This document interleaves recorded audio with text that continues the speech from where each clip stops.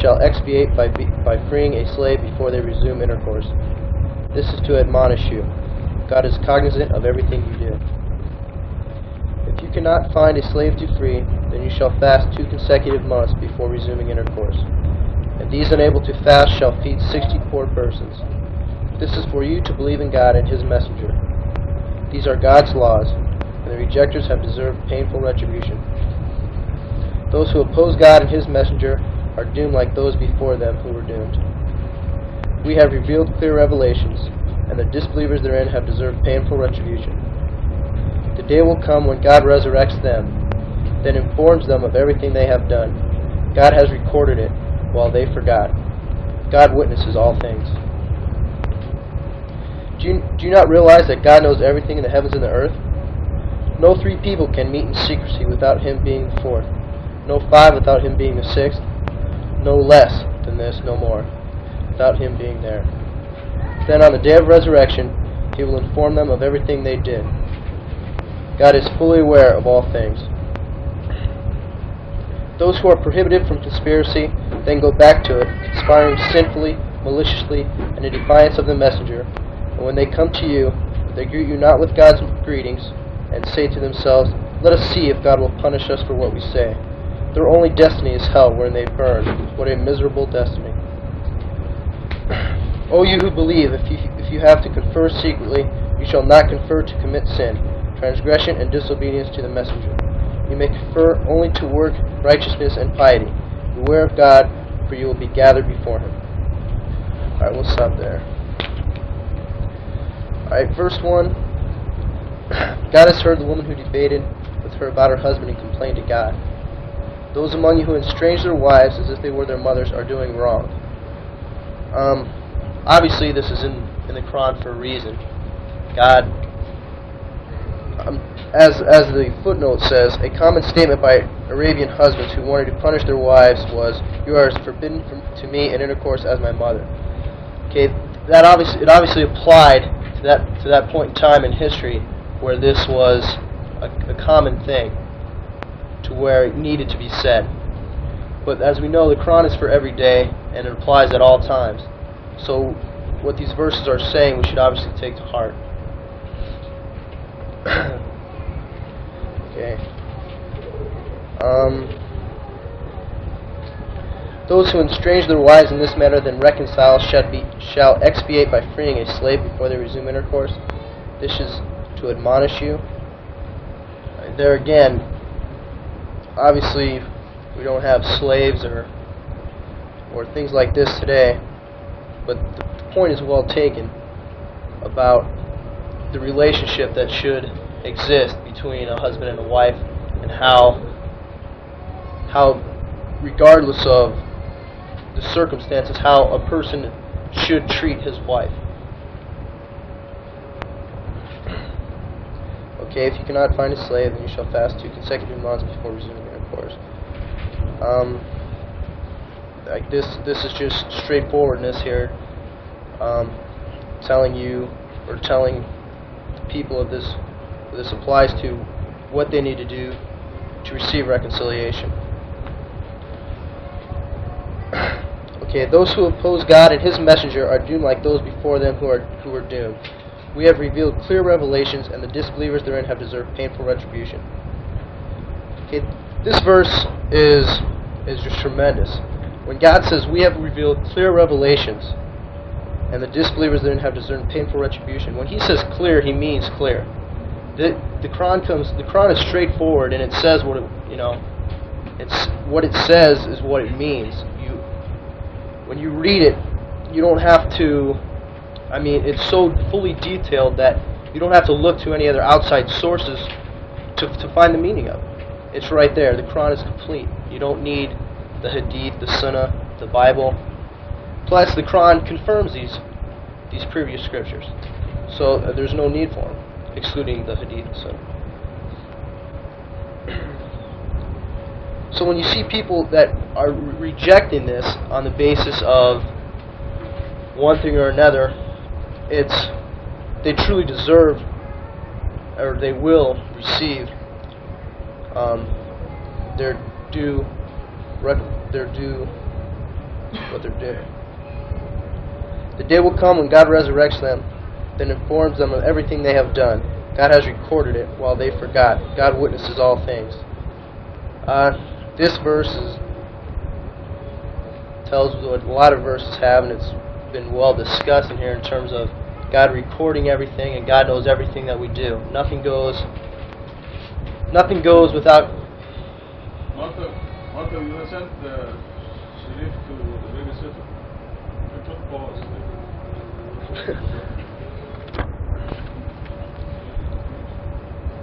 Okay, nothing happens in any place on this earth without God knowing about it. From everything from the ant moving to the actions of the challenger, anything. When you say God has recorded it, that means God knows your actions before you've even committed them. Everything has been recorded before they even took place.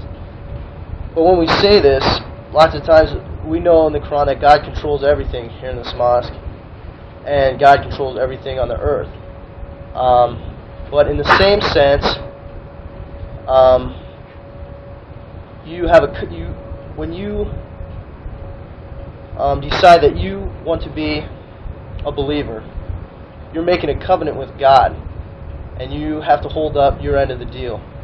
You have an obligation in which you're saying, yes, I will pray 5 times a day. Yes, I will give to charity. You have obligations that you have to do. You have to hold up the commandments. You have to be a righteous person. Okay, that means just because God controls everything and God knows what's going to happen and everything is pre-recorded doesn't mean you can sit back and relax. Like a sticker on the bumper sticker on the car outside. I was looking at it a couple days ago, and it says, "Relax, God's in charge." Okay, that means, to me, I took that and I thought, relax, God's in charge. What does that mean? Relax, sit back, God's in charge? No, it means relax your emotions. Don't worry about anything because God's in control. But that doesn't mean that your end of the deal, you don't have to hold up your end of the deal.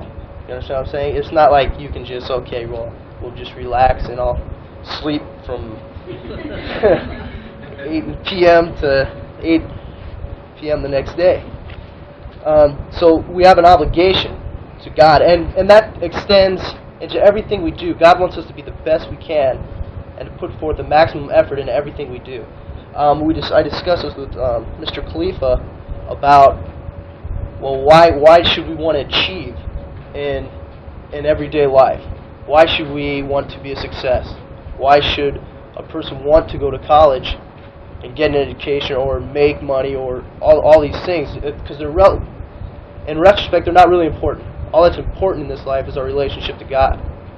And realizing that's when these other things can become important, because a wealthy believer, he said, can do more good than a poor believer. They can help more people. They can do more things. Not that one is better than the other, but just the capability of giving more to charity and things like this is greater if you have more wealth naturally. And with that in mind, also, God wants us to do our best in everything we do. And when it comes to our jobs, it's a matter of thinking about God in your job. That becomes our goal, to be conscious of God at all times. So you're going to work, but you're realizing that, or you're completely conscious of God at all times within your work. That's what we're talking about, of not idolizing anything else. When you set these goals with the ultimate plan of being righteous in mind in your relationship with God. I kind of got stuck in that verse because that's one I understood. I can elaborate on that one a little bit longer.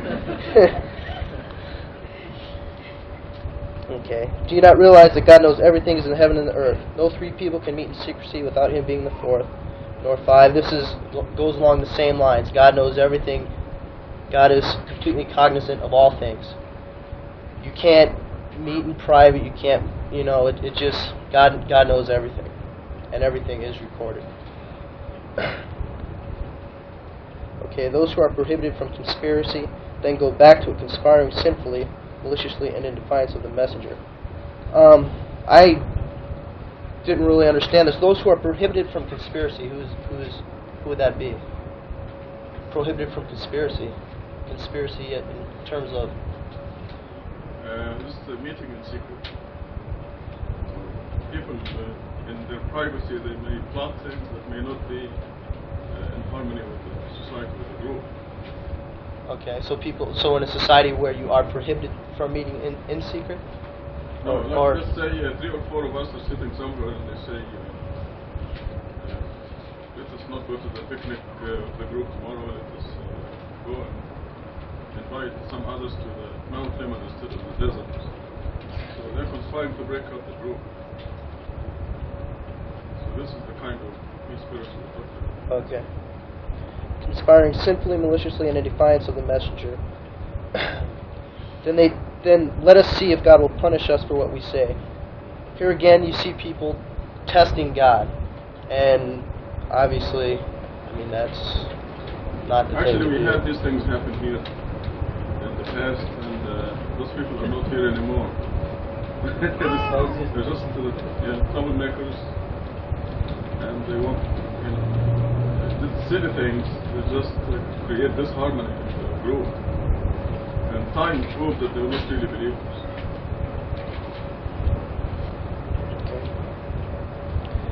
O you who believe, if you have to confer secretly, you shall not confer to commit sin, transgression, and disobedience to the messenger. You may confer only to work righteousness and piety. Beware of God, for you will be gathered before Him. That is just always keeping in mind that the day of resurrection is coming, regardless of where you meet or the circumstances with which you meet. Remember always to be righteous and pious. Okay, any questions or comments? This fasting that you first was, this is done in the same manner that we observe from Yes.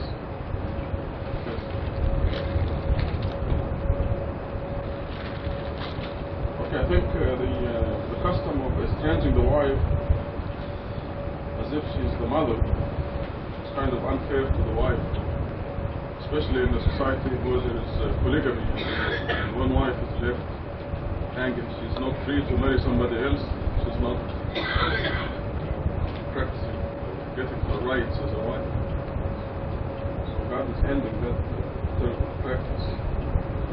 And in verse 3 we see the Quran's solution to the slave problem, where slavery was practiced. It was practiced in this country until 200 years ago. 100 years ago. And the Quran's method is the most effective and the best method economically, because if you free 500,000 slaves all at once, they have a problem. They will not be able to handle it. So the Quran made it for expiation or atonement for sins.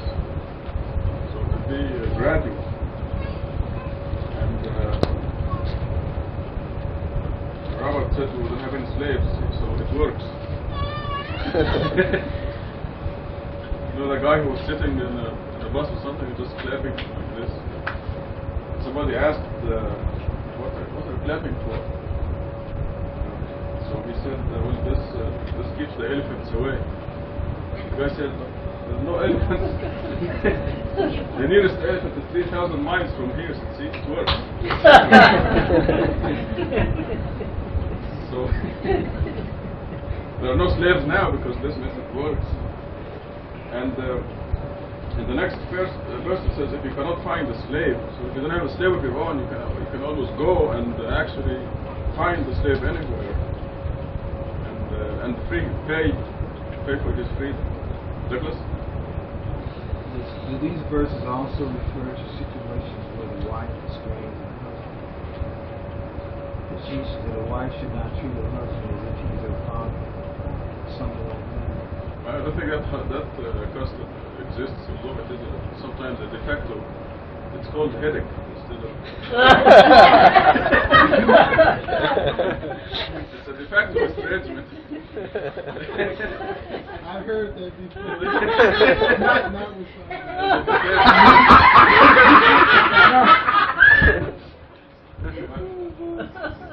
not with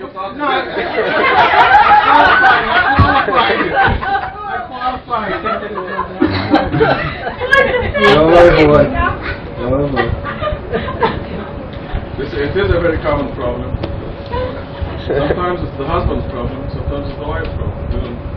But fairness is common sense.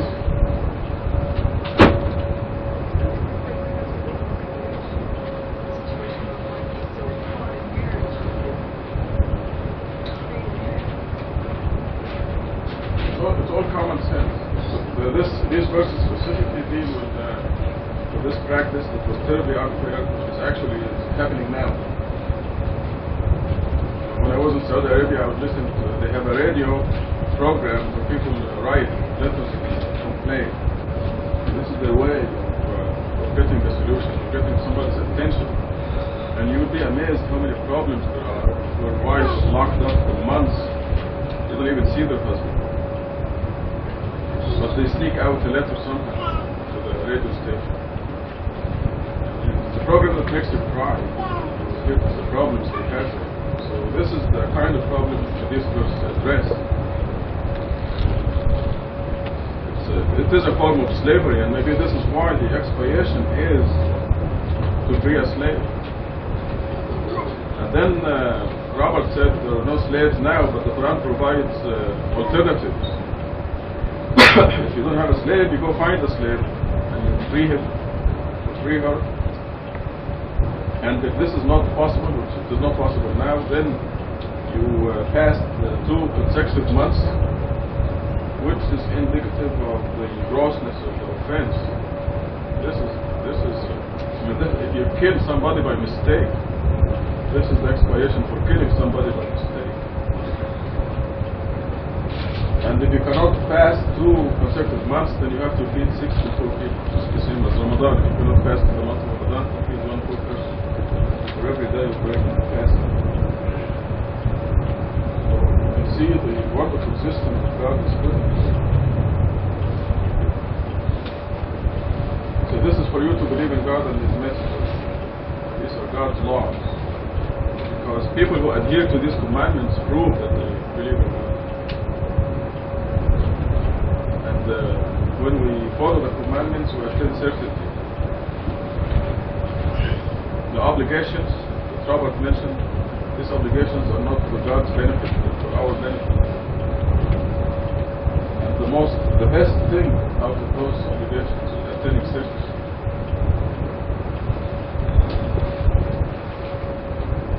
When you do the 5 prayers, if you miss a prayer, you get the pinch immediately. Eventually, it's going to sink in our head that God controls it. How does God know that they missed the moon prayer? So it happens gradually. You're gonna have this conviction and this certainty. Another thing I want to comment on is no people meet without God being there. Which verse is that? 7. Do you not realize that God knows everything in the heavens and the earth? No 3 people can meet in secrecy without Him being before. When God says He protects you, people are conspiring to do harm to you. God is there. God's angels are there too. But I want us to visualize God is with us. God is here. And just consciously think of that. God is here with us now. He knows that we're studying His Word. It's an awesome feeling. But we have to acquire it once in a while. To realize that God is here, God is with us, always. And as believers, this is also believing in the invisible is very important. Just because we are in this dimension and we see each other, we can't ignore that other dimension, the invisible dimension. Behind each one of you or next to you is a big, huge, invisible giant protecting you. I'm laughing because I was just glancing at the TV the other day and there was a child with a dragon, invisible dragon. You have something like this with you. So nobody can harm you, nothing can harm you. So it is just not just being conscious of God, but also being conscious of the God put to guard you and guard your children and guard all your affairs.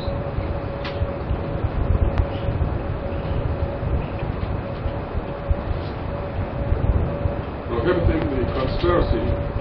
So, God says in Surah 42, the whole Surah is titled Consultation. And this is, alhamdulillah, we already achieved this. We're all just one unit. And we will become one family. Day after day, Friday after Friday, we are the same people who are meeting, dedicated. And it's been wonderful. We've just become a family. So we don't have this problem anymore. Except, but God taught us what this is in the past. And we had people here trying to take a vote in some. There was opposition. We did some details.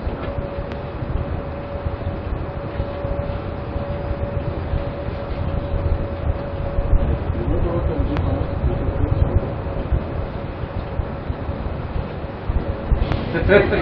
That's a mercy.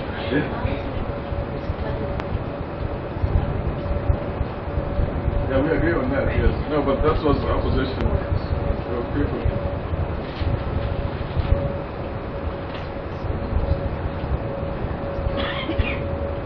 Okay, I forget. But we did see examples of this, and as time went by, it just happened that the people who did these kinds of conspiracies turned out to be unbelievers. They just didn't have it. They never saw the miracle, they never appreciated it, and they disappeared. That was years ago.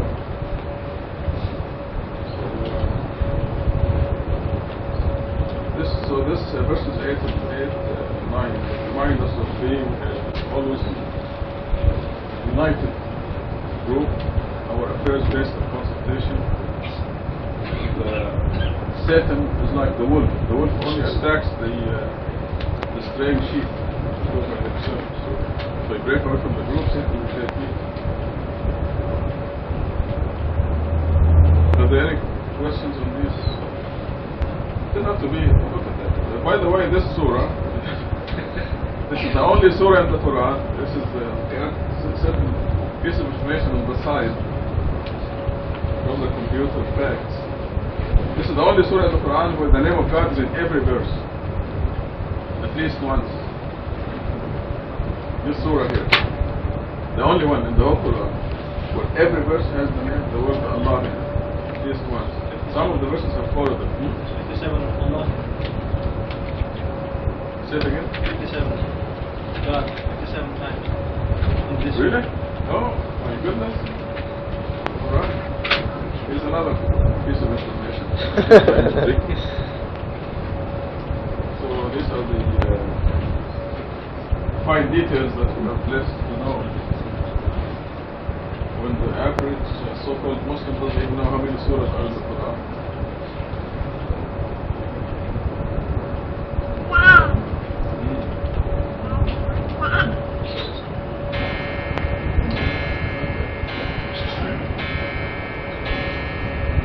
Mustafa, did you say something?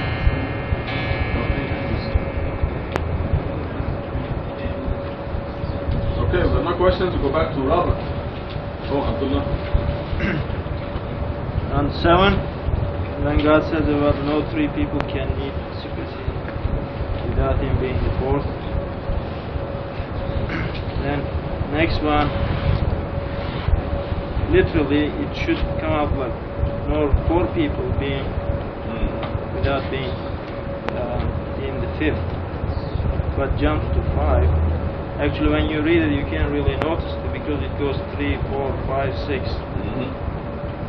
But the thing is, we know that actually these numbers are counted, because if it was 4 and 5, then the sum of the numbers will be short. Exactly. Couple of numbers. But the way God put it, you can't really notice it if you read a million times. It's so fluent. You can't see the difference. How come it didn't say 2 people, God will be the 3rd? So, because these numbers, what the Lord is emphasizing is that the numbers are part of the mathematical code.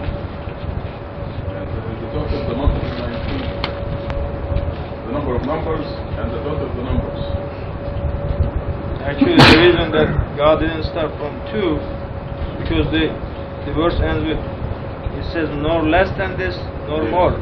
If it starts with 2, there is no less of 2, because you can't have one people. Actually, God is inspiring. That's how God is. Unless you're schizophrenic.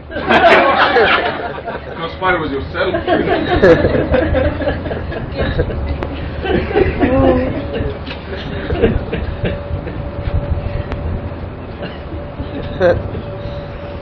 Very good point, Merciful.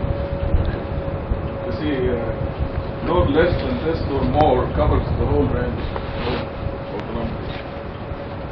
So it's true, if the verse started with 2, then less than that would be 1 conspiring with 2.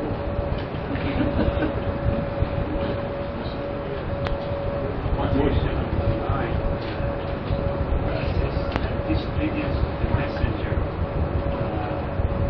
Why does it say disobedience to God? Well, apparently the word conspiracy is against the messenger. See, these verses are dealing with conspiracy. O you who believe, if you have to confer secretly, you shall not confer to commit sin, transgression, and disobedience to the messenger. You will confer only towards righteousness and piety. It's a specific commandment dealing with conspiring against the messenger. So does it mean that obedience of the messenger is required? Well, it's a blessing, yes.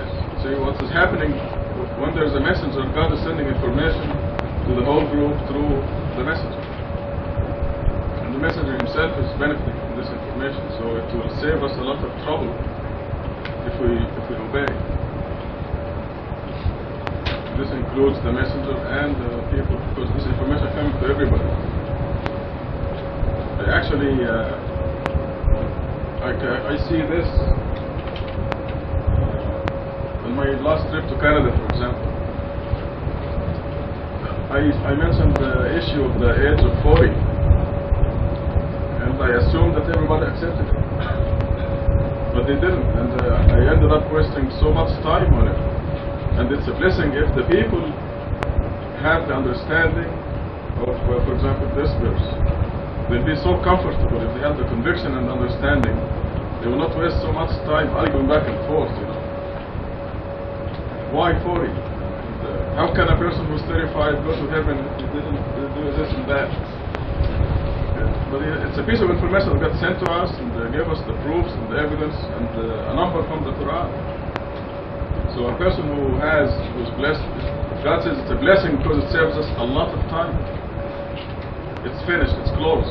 When we say, God says, up to 40, everybody goes to heaven, and here's the number in the Quran, and here are the proofs, here are the signs, then we're convinced. So it's a blessing. So I appreciate the fact that this verse deals specifically with disobedience to the messenger. It's obedience in matters that have to do with God and information that's coming from God. It's not personal obedience. It's obedience to God because the information is coming from God. And we have in history. History tells us they were having a battle or something, and the Prophet Muhammad said, let us camp here. And they went to him and they said, it's information from you or from God. If it's from God, we'll do that. He said, no, it's from me. He said, this is a stupid idea. Killed, let us not out of here. You know? So once he said it's from me, they were free to not to obey. So the obedience is really to God. This is actually written in history. That we're all dead if we obey you. And they did move on to some other place.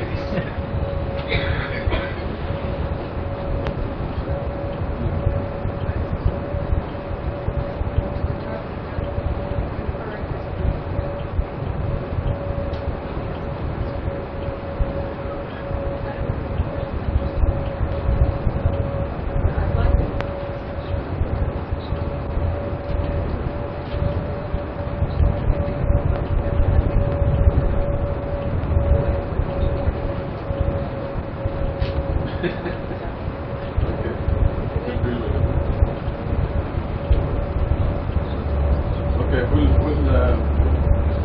do have a part where we have to ask general questions. So let's go to another general questions. After the problem is finished, take about 10 minutes to discuss circumcision. Okay, verse 10. Okay. Conspiracy is from the devil, only causing problems to those who believe. Though he cannot harm them against the will of God, in God the believers shall trust. O you who believe, if you are asked to make room for others to sit down with you, you shall make room, that God may make room for you. If you are asked to leave, you shall leave. God raises those among you who believe and those who attain knowledge to higher ranks. God is fully cognizant of everything you do. O you who believe, if you wish to confer with the messenger, you shall give away, and they deliberately swear lies. God has prepared for them severe retribution. Evil indeed is what they did. They used their oaths as a cover to repel others from the path of God. Consequently, they have deserved humiliating retribution. Never will their monies or children help them against God. They will have deserved hell, wherein they abide forever. On the day when God resurrects them, they will swear to Him just as they swear to you, and they will think they have some basis. Indeed, they are liars. The devil possessed them and persuaded them to neglect God's message. These are the party of the devil. The party of the devil are losers. Those who oppose God and His messenger are the lowliest. God has decreed, I and my messengers will always win. God is powerful, almighty. Okay. 10. Here again we're talking about conspiracy as being from the devil. Conspiracy, the conspiracy then meaning plotting against to do wrong. Right. Okay. I wish I can think of something specific. Because those happened years ago. Because couldn't you also look at... Yeah, that's what I was... Right. Arsenal started... Yes, exactly. See, I forgot There this. were people and Mariam was... Right. And they all dropped out. Some people decided they want to have a separate Quranic study and to look at the other translations and just to break away on a separate night. They did, and they're all gone. All proved to be unbelievers. I mean, we really know that they are unbelievers.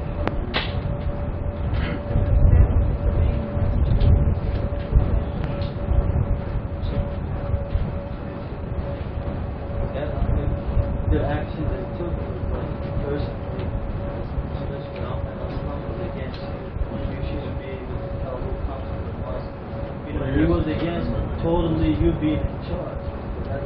That's typical being go against messenger of God, not listening to the one that God has chosen as the messenger who was in charge. Remember, he wanted. It's coming to me now. Remember? Yeah, he came one with chronic study into all the time to debate this. He was fooled by somebody that we know was the FBI informer. And we didn't mind him being here.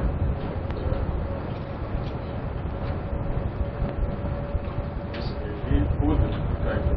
Remember this detail. They're all gone. So that's the kind of conspiracy. It's not good. It's divide the group. There's no good results. It's amazing, by the way, where these things happen. People went and they had their own Quranic study, for example, and they came out with the strangest conclusions from the same Quran. I can tell you that Satan gets hold of them or something. He confuses every issue for them. And eventually I will remember some of the ideas that came out. It's a very strange idea. And they know it makes sense. The things that make sense. That's right, you can derive this meaning from this verse, but that's not what it says. If you twist words, you can come up with certain meaning. So hopefully I will remember some specific examples. But when people, it says here actually, conspiracy is from the devil. There we go. Hell. Conspiracy is from the devil. And these people who post their opinion and they want to study the Quran, I'm remembering some of the ideas.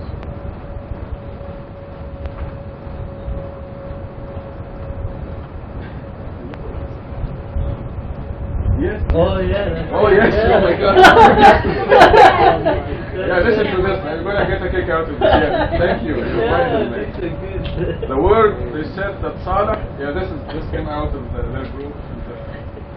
The old timers will remember this. They said, Saleh. They said this is God's camel. Let it have its own drink in some places, and then they slaughtered the camel. So the word, people underage excuse us, but they said that they had sex with the camel. They killed the camel. That's what came out. You're right. Yeah. Isn't this what they said? Where did you get that? They said the word did not mean. They wanted a specific word that means slaughtering. And actually the word is specific enough, but it is not a common word. So this is one of the examples that conspiracy is from the devil. And they actually came back and they argued with me. So why you translated the slaughter of the camel? So we really are living the Quran. Conspiracy is from the devil. Obviously the devil gave them that idea.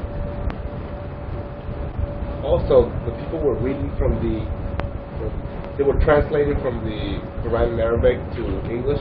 They were not using this. I think they used both. They used Arabic and English. They had some other translations. And they were using it all together. Yes, they had actually even Dr. Kuhn had that idea.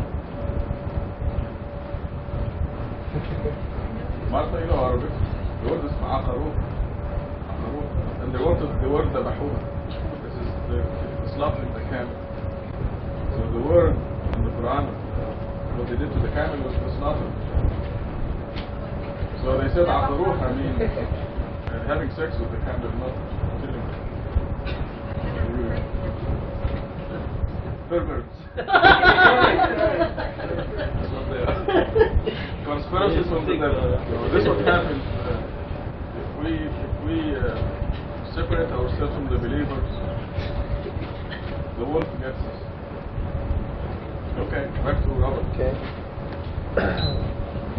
Remember that. Conspiracy from the devil. Though he cannot harm them against the will of God, in God the believers shall trust.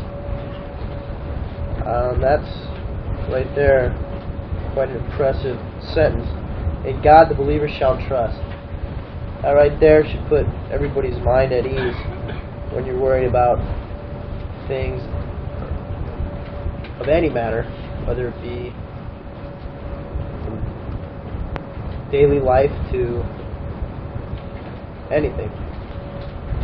O you who believe, make room for those who sit down, so that God may make room for you.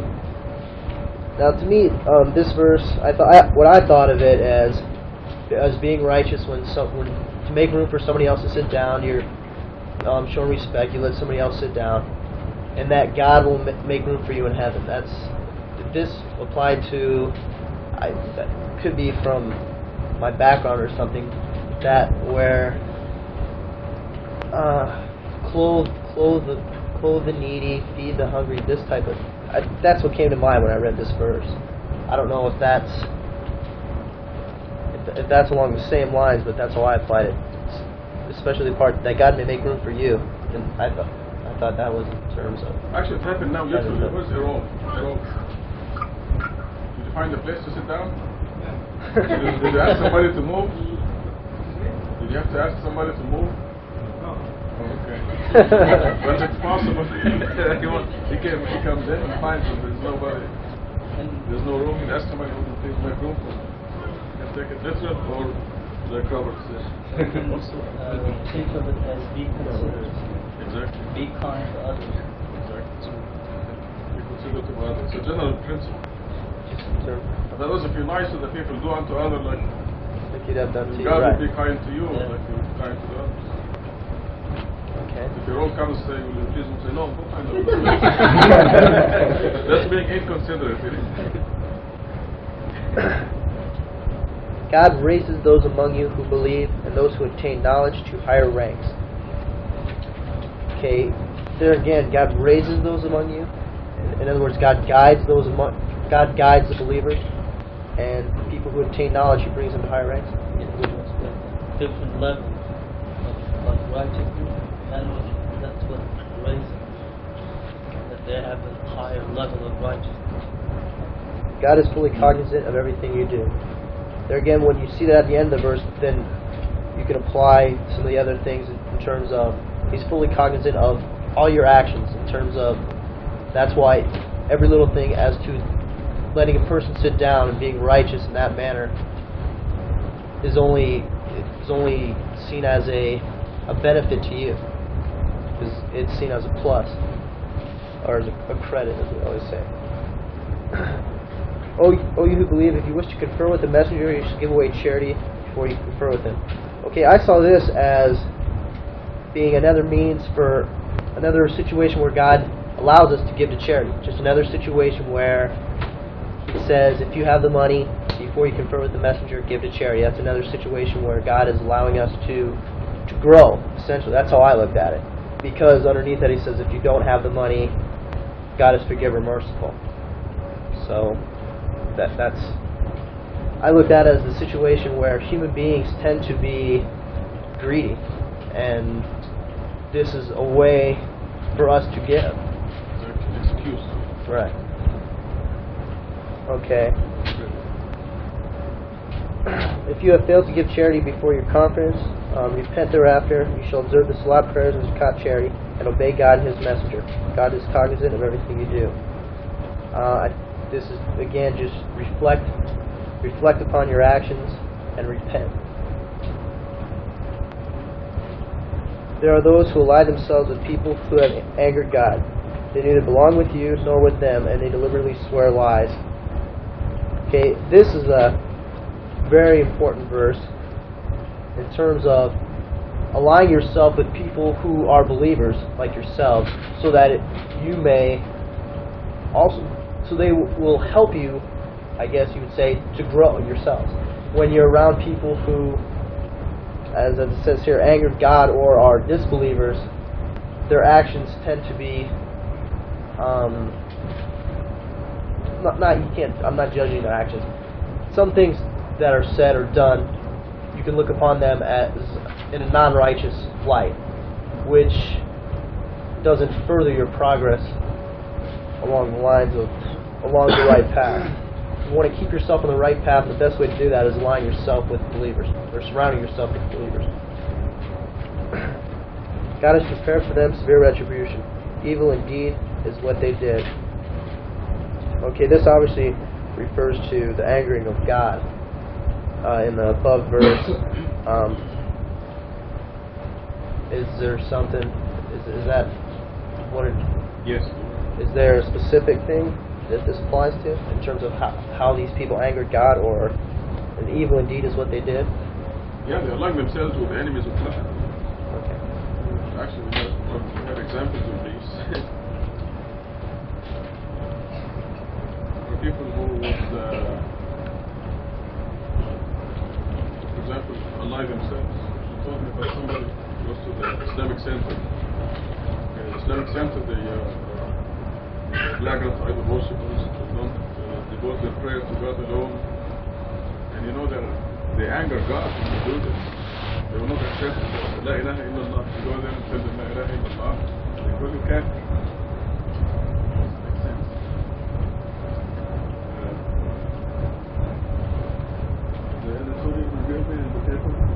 They're criticizing me for saying that Salman Rushdie should have this freedom of expression. And in that letter they say, we agree, we admire, or we applaud the Catholic Church for making a stand against Salman Rushdie. So this is the Islamic Center writing that. They're attacking me and applauding the Catholic Church. Okay. Now I say La ilaha illallah, Catholic Church says, "Praise Mary, Mother of God." Like, so it is not an issue of worshiping God, it's politics or something. And how can they applaud the Catholic Church for anything? Because the Catholic Church itself practices the same thing that Khomeini practices. They don't like people to write about their shroud of Turin and all the nonsense that they have. And they have heavy censorship. They excommunicate people right and left because of their opinions. So they are birds of feather. Right. And the Catholic Which was exactly the same thing. It's nice that they right here, one right after the other. So you can just see how identical both groups are. So you can see how will God look at people like this, applauding people who are saying, "Praise Mary, Mother of God." That's expression. Mother of God. And condemning somebody who says La ilaha illallah, worship God alone. So anybody who allies himself with those people, God is angry with them. This is verse 15. God has prepared for them severe retribution, even indeed as what they do. No, they're saying though, there are those who ally themselves with people who have angered God. Mm-hmm. Okay.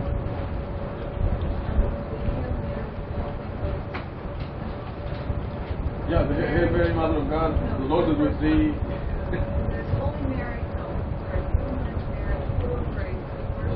Blessed art thou among women. Which I have no problem with. And then there's the Holy Mary, Mother of God, pray for us sinners now and at the hour of death. That was what I thought was interesting. I had a Catholic neighbor and I asked her about she knew a lot about history, and that first part, which I think any faith, any monastery or anyone who believes. No, it doesn't make sense. There's dead, Mary is dead, Jesus is dead. How can you bless the womb when it's dead?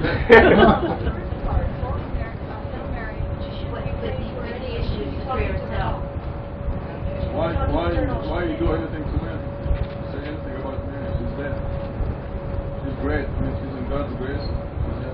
I'm the one who needs the salvation. She made it.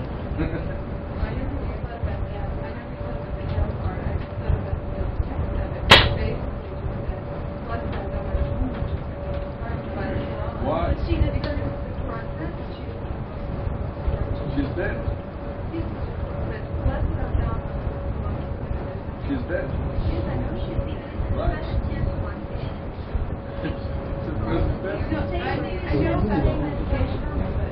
So let me put it this way. Instead of saying that, say Subhanallah, God be glorified, God be praised. Because God's alive, He knows eternally. He's the one that we worship. You don't need to mention Mary or Muhammad or Jesus or anybody. That's the point.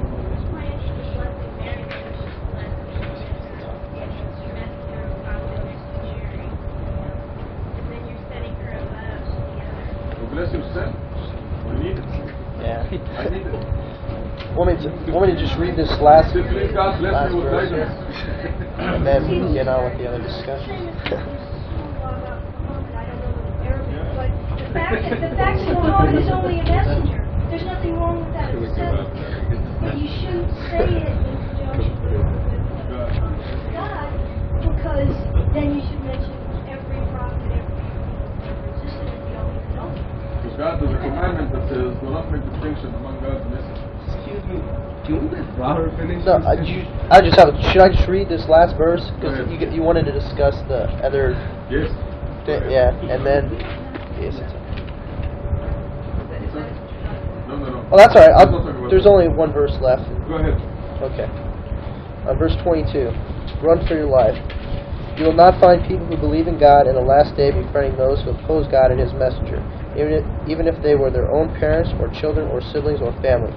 God places faith into their hearts as He supports them with inspiration. He will admit them into the gardens with flowing streams when they abide forever. God is pleased with them, and they are pleased with Him. They are the party of God, and the party of God are winners. This verse is incredibly strong, I think, just from looking at Mr. Khalifa's own situation. This really truly proves if you're a believer. If you can ally yourself with God, even when your family is an obstacle for you, that's truly showing that you're a believer. That is confirming to yourself when you can put God above all things, especially someone that's so close as your family, and when those people feel that they are doing the right things themselves. God is the one, as you can go back, in God the believer shall trust. That says it all right there, and you have to put God above everything else, regardless of who it is. And to do this is oftentimes very difficult, but if you truly believe, then you'll be in the party of God, who are winners. Take me on. This answers your question earlier, Martin. You asked, about the people that opposes the messenger, and here it is. The verse says, "You will not find the people who believe in God and the last day befriending those who oppose God and His messenger." We have not, in any kind of a way, been forced to practice religion. Rather, open-minded family. I'm proud of them. But in my heart, I've been always searching. I told Dr. Khalifa I was 16 years old when I felt like I want to go to a masjid. I did. The second time I went to the masjid, I was turned off because it wasn't for me. Things that I heard, it was not simply logical. Of course, I'm 46 now, but I've been growing up. I've gone through so much. You all know how we go through the steps. We get busy with other matters. We come and go. But one thing never went away from me. It was my thirst for God. And then later on, I got very, very interested in Quran. I don't know the reason of it, but I was just very interested. It sounds a little off. A man comes from Tehran, Iran, and he finds God in the United States of America. I call that destiny. It was in 1983, or perhaps, I believe it was 1983, somehow, some kind of a way, I came across with 1 and 9, makes it number 19, and I was fascinated. That's why I went ahead and got a Quran, and I was going around and bragging about it. Hey guys, actually I was talking to a Jewish fellow one time, Iranian guy, and I didn't know he was Jewish. And I was telling him, look, what do you want? I mean, this is it. And he even didn't tell me he was Jewish. 1993, you were how old? 40.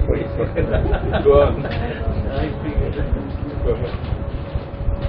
So, but as I said, as it comes and it goes, the first wave didn't knock me out, but just warmed me up. And, but again, I'm in transportation business. If you all ever come to Atlanta, you can ask who KE is. They call me KE. I owned the second largest taxi fleet in town, but I sold it, of course, and I'm happy. But I still have much to be thankful. If you ask them what his radio number is, they're going to tell you it's 19. I have a property very close to downtown. It is on Highway 19. And inshallah, I've got good plans. I'm not coming to Tucson to live in here, but my goodness, I envy you in a way. My heart is with you. But I'll tell you one thing.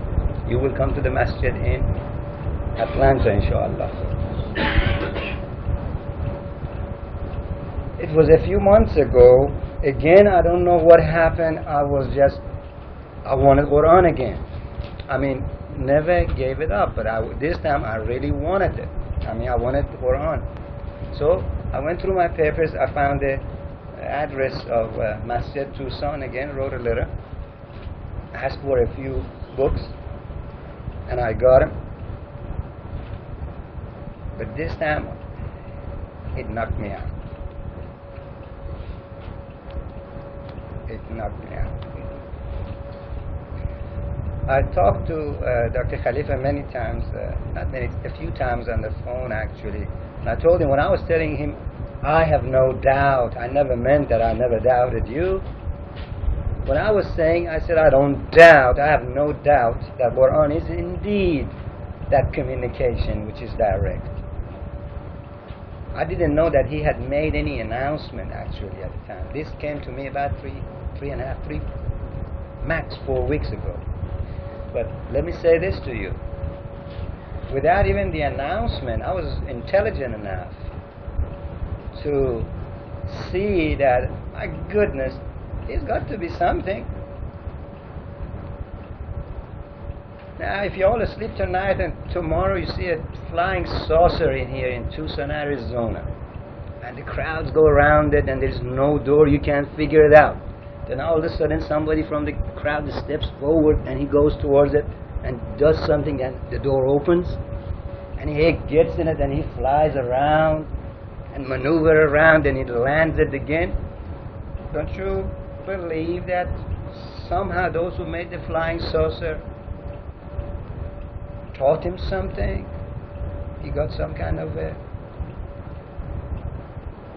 training from them. It is simply simple logic. So in the back of my mind I was saying that, well, it's got to be something special. He's blessed. He's blessed. So it was February publication, Muslim Perspectives, when I got it, and it says, give me only one reason. Dr. Khalifa, that was the first time I looked at what you said. So, hey, I'm fresh. And only one reason. I've produced so many Quranic evidences, proofs. You just give me one simple reason. And not for a second, backed off, didn't back off, even though I was expecting it. But I loved it. I loved it. And I loved him too. I just decided, I said, hey, Khosrow, don't overdo it. Don't love him too much. Because I'll be just as guilty, probably. I make another Jesus Christ or Prophet Muhammad. You see, you go through these things and things do make sense. They asked Prophet Muhammad, bring a ladder, go up to the heaven, bring the whole book together, show it to us. The miracles are performed, of course, but again, miracles come on in all different forms and fashions. I am simply overwhelmed. I have a good friend of mine, Andy Moat, and we were talking with a couple of Sunni Muslims and a couple of Shi'is, and the Sunnis asked, they wanted to at least eliminate some of the opposition to what they were saying. They said, well, he looks like blonde and American. Well, you must be Christian. He says, no, I'm hoping to become a Muslim. So I am a believer. I have no doubt. As I said, two things I know. I don't expect him to perform miracles every second. I know he's a human. I know he's going to make mistakes. The rest of them did. And I make sure that I control my emotions. I think I have overcome that. I will stay in Atlanta, and I think I have got my work cut up for me. I think God has blessed me with a wonderful family. I don't see I've got any weaknesses, I'm sure, but I think I'm okay. And I'm situated that I do good things. I've got good plans. I am going to be naturally communicating every step that I take with Dr. Khalifa to have his coaching and his approval.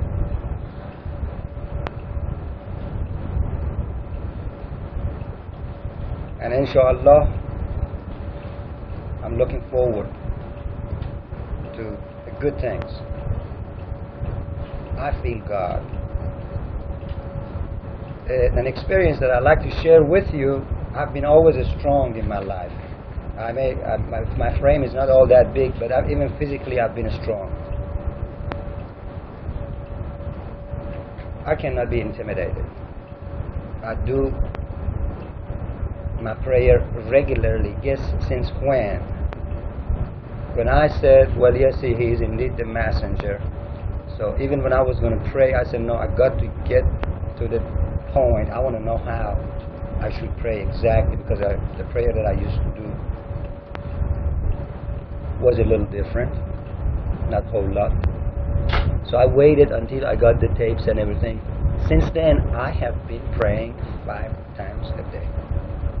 And truly, like he says, that this contact prayer, it is not good. It's not for God. It is simply you establish that contact. It is the way you nourish your own self, your true self. I feed me like I feed my garments, like I exercise to keep my body trim. So therefore, I want to exercise my mind and grow. I've been talking to my wife lately, and she says, Khosrow, you're beginning to sound like Pritchard. I said, I hope not. It is what I feel. It is my love and for my family. One thing I've made clear, that I love him so much, but definitely for sure, God is number one.